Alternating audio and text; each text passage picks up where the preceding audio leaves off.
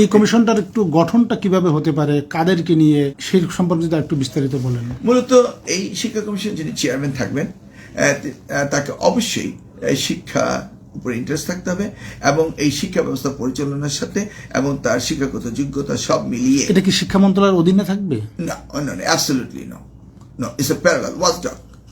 এটা কি সাংবিধানিক কোনো প্রতিষ্ঠান? হ্যাঁ, আমি তাই চাচ্ছি, সেই কথাটাই আমি। এটা কি পিএসসির মতো অথবা নির্বাচন কমিশনের মতো? ইয়েস, তারা একটা ইন্ডিভিজুয়াল ইনস্টিটিউশন।